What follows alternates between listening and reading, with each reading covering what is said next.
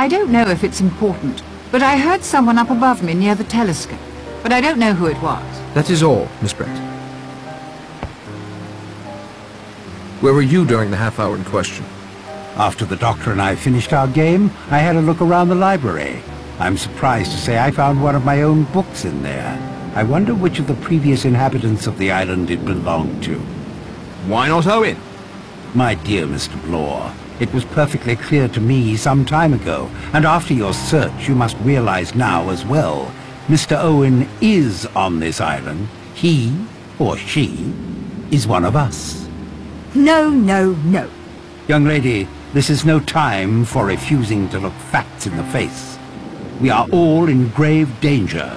One of us is Mr. Unknown, and Mr. Unknown has no good planned for us. I'm a well-known professional man. The mere idea that I could be suspected of murder is preposterous. I too am a well-known person. That, my dear sir, proves less than nothing. Doctors have gone mad before now. Judges have gone mad. So have policemen. What do you think we should do, Judge? Be on our guard, especially at night. I'd suggest prayer. I'm not adverse to prayer, Miss Brent, but I would supplement it with a locked door. Anything else you'd like to add? Yes.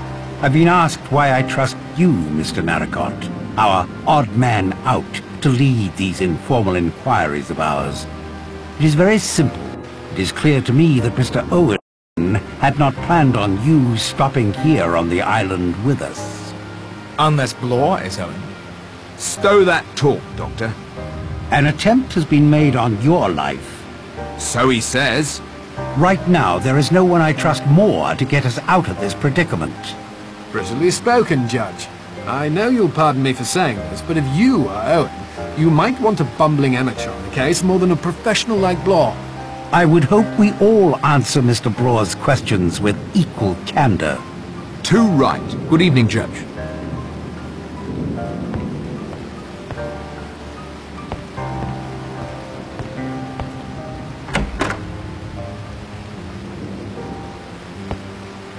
Where were you during the half-hour in question?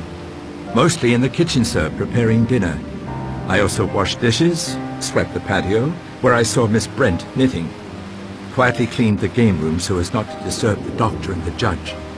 Made the beds, and chopped some more firewood. Good evening, Mr. Rogers. If I may sum up, we're trapped on this island at least till Monday morning. One of us is most certainly a homicidal maniac. None of us has a clear alibi for the time in which the General met his death. Have I forgotten anything? Yes, it's storming again.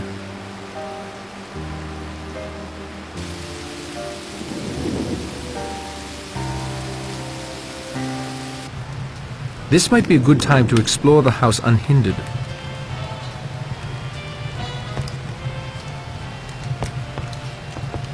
Our Lord moves in far more mysterious ways than you can ever hope to uncover.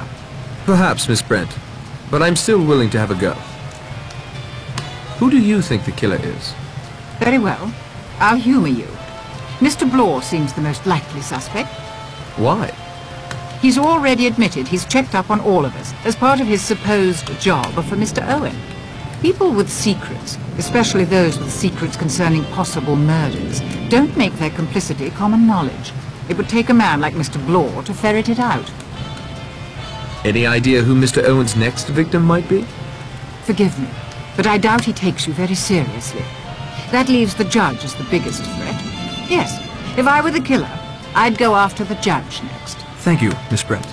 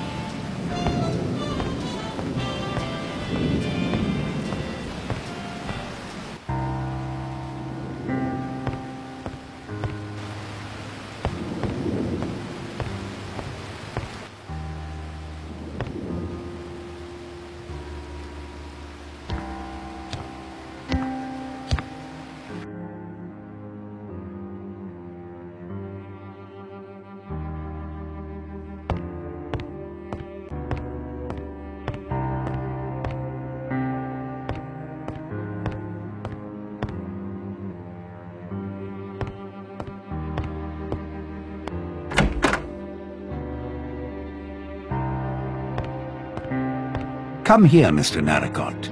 Don't be shy, it's only me. Communing with the dead, Judge?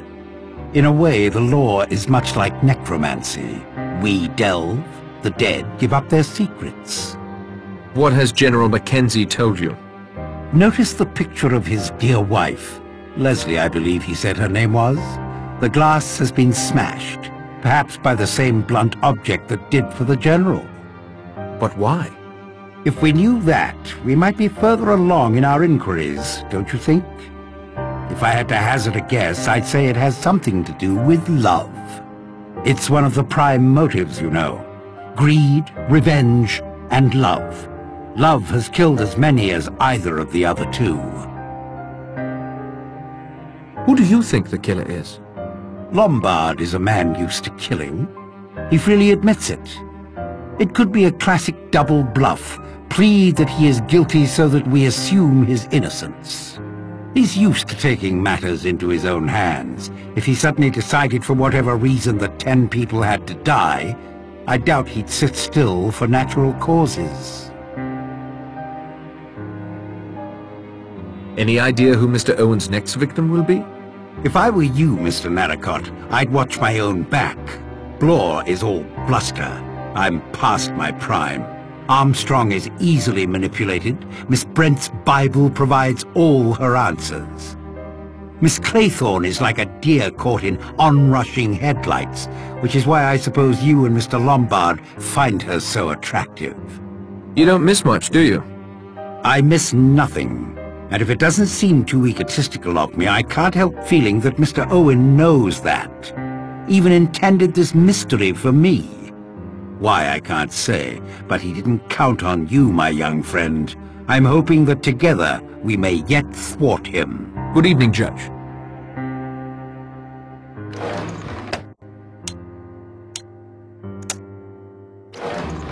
Although I don't condone smoking, who am I to judge a judge?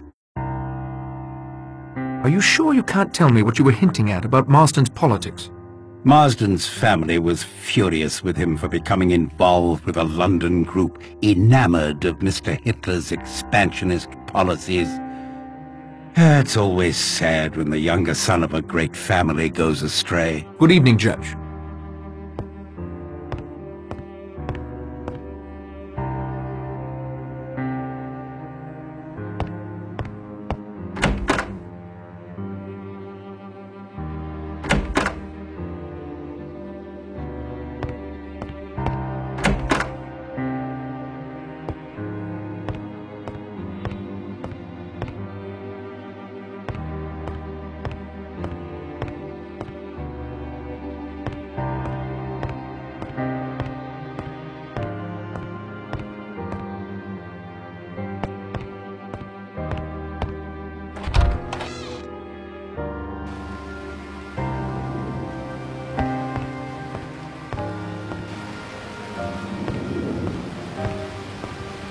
Dr. Armstrong? What? What? I must say, I don't think much of this barging in on people when they are... Ministering to the sick? I don't find that amusing, sir. Not in the slightest. Dr. Armstrong, if it will relieve your mind at all, I don't think there's anyone alive on this island who truly believes you are a teetotaler. Somehow that doesn't relieve my mind one bit. You protest too much, then eye the drinks tray as if it were manna from heaven. You sneak off to your room to freshen up every chance you get. All right, Mr. Narracott, you've made your point. What do you want? Who do you think is the killer? Miss Brent. Knitting. Always knitting. Like Madame Defarge in A Tale of Two Cities. Madame Defarge knitted the names of those destined for the guillotine. Revenge, sir.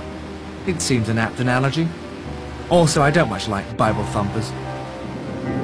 Have you any proof? Proof, sir, is for the police. I have a doctor's instincts. My instinct tells me that anyone that self-righteous and repressed might easily turn to murder. What did she call Mrs. Rogers' death? An act of God. A woman like that could easily cast herself in the role of God's sword. Any idea who Mr. Owen's next victim might be? No idea, but I assure you I plan to see it as not I. Better lock your door then, Doctor.